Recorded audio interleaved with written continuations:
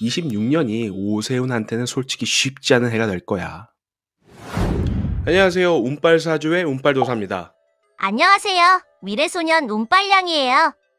오늘은 오세훈 서울시장의 사주를 살펴보겠습니다. 지금 오세훈 시장은 특검조사에 출석을 했는데요. 여론조사비 대납 의혹을 받고 있기 때문입니다. 대한민국의 수도 서울시의 시장이 피의자 신분으로 조사를 받은 겁니다. 오세훈은 이 위기를 잘 극복해 나갈 수 있을까요? 선거가 치러지는 2026년의 운기는 또 어떨까요? 오늘도 정치적인 시각 없이 자평진정 명리학으로 사주를 풀어볼 테니까요. 영상 끝까지 함께 해주세요. 시청 전 좋아요 버튼은 운빨량이를 춤추게 해요. 사주풀이 고고싱.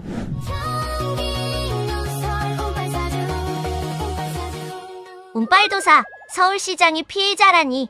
이게 무슨 일이야? 그러게나 말이야. 특검 조사에 함께 소환된 명태균과 무려 8시간 동안이나 대질신문을 했다더라고. 근데 뭐 당연하겠지만 이 두 사람의 의견이 팽팽하게 맞선다고 하니까 앞으로 어떻게 될지 사주랑 운기로 풀어볼까 해. 오케이. 오세훈 일주부터 빨랑 살펴보자옹. 오세훈은 자월에 태어난 정유일주야.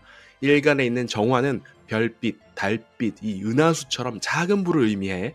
그리고 일지에 있는 유금이 뭐냐면 칼 같은 금속이나 보석을 의미하고 12지지로는 닭의 날에 해당이 돼. 그래서 이 둘의 조합은 어떤 그림이냐?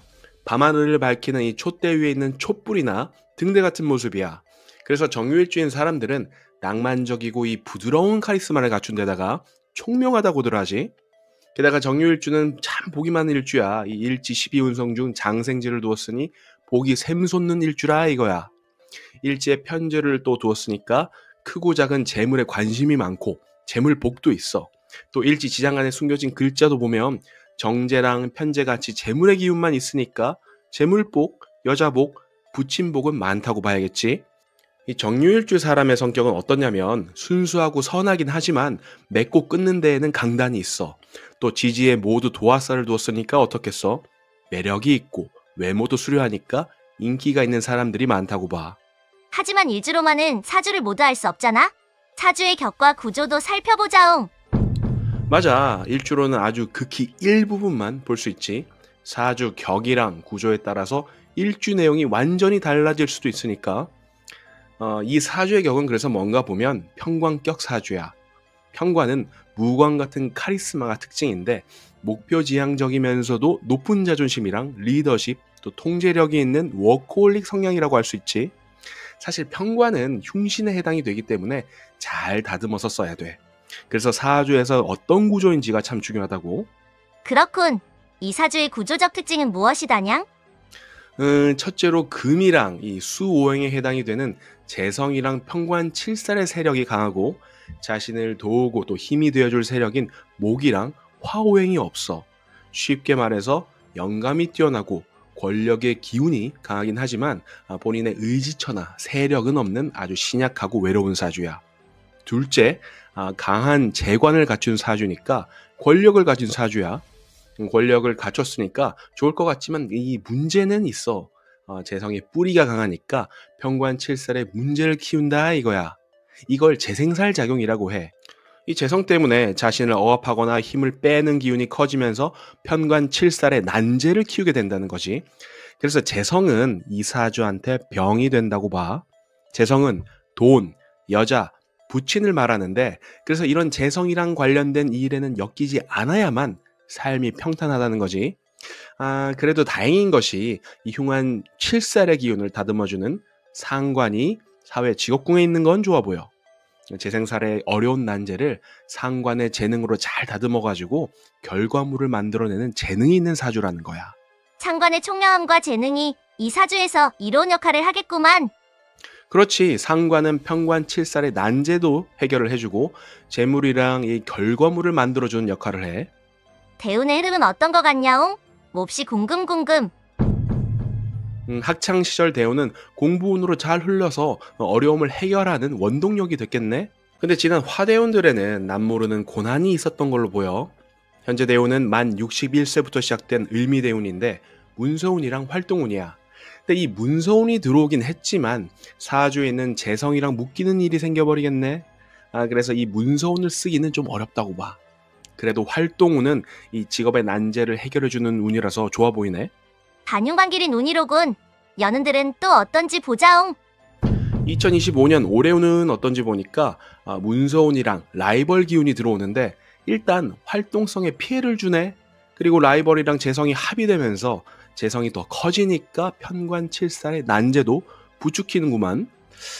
문서운은 묶이고 사주에 사용할 기운들은 제약을 받으니까 결국 라이벌 때문에 난제를 키운 셈이라고 봐야 돼. 그럼 이제 서울시장 선거가 열리는 내년 2026년은 어떤지 보자고. 불의 기운이 굉장히 강하게 들어오거든. 이 불은 12운성으로 제왕지에다가 또 간여지동으로 들어오니까 화 기운이 아주 강하게 들어오는 운이란 말이야. 헐랭, 사주에 없던 자신의 뿌리가 들어오니까 좋은 거 아니냐옹? 물론 일간을 도우려고 걸록으로 들어오니까 자신의 기운이 세지고 또 칠살의 난제랑 맞설 힘이랑 또 활동성을 키우는 운인 건 맞아. 동료가 나 대신 칠살의 공격도 나눠서 막아주고 말이야. 그치만 이 사주에 없던 기운이 강하게 들어올 때 무조건 좋다고 보면 안 돼. 이 사주를 이끌고 가는 강한 세력이랑 맞춰봐야 된다는 거지. 이 사주는 모든 기운들이 수기운인 편관 칠살에 몰려있단 말이야. 이 사주의 대장은 물의 기운이라는 거지. 근데 갑자기 없던 불의 기운이 와서는 이 잠자는 사자의 코털을 건드리는 꼴이 될 수 있다 이거야. 그래서 내년에 자신의 뿌리가 들어온다고 무조건 그 세력을 믿으면 낭패를 당하는 운이 될 수 있어. 거기다 운이 들어오면서 지지를 좌우충으로 또 엄청나게 흔들잖아. 수화상전, 물과 불의 싸움에다가 왕직끼리의 충돌이라. 쉽지 않은 운인 거지. 변화의 스케일이 아주 크고 강한 기간이 될 거야. 만약 생시가 알려진 대로 자시라면 사주 지지가 모두 지진을 만나는 셈이라는 거지. 강한 경쟁에서 살아남아야 하는 운이라 쉽지는 않겠구만. 그렇지. 게다가 26년 운은 재물적으로도 좋지 않고 라이벌 때문에 구설수가 커지는 운이야. 그럼 이렇게 쉽지 않은 운에는 어떻게 해야 될까냥? 방법은 없을까냥? 이런 운은 지혜롭게 대처해야만 부작용이 없어. 자신의 이 힘과 세력이 생겼다고 정면으로 승부하는 건 사실 좋지 않아. 불길이 이렇게 강한 운이 들어오면 정면으로 맞서는 대신 대운이랑 사주에 있는 토기운을 쓰면서 접근하면 좋겠지. 그럼 토기운이 도대체 뭐냐? 이 사주의 토기운은 흉한 칠살을 막아주는 식상이지. 이 식상은 나의 재능인데 물상적으로는 또 부동산에 해당이 되잖아.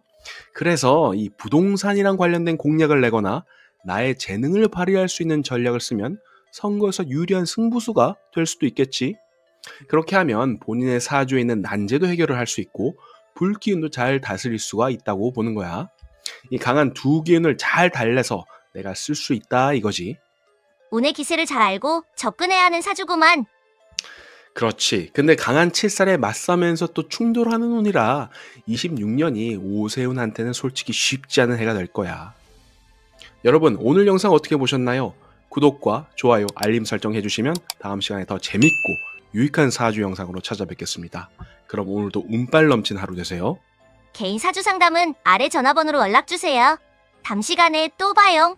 알라뷰.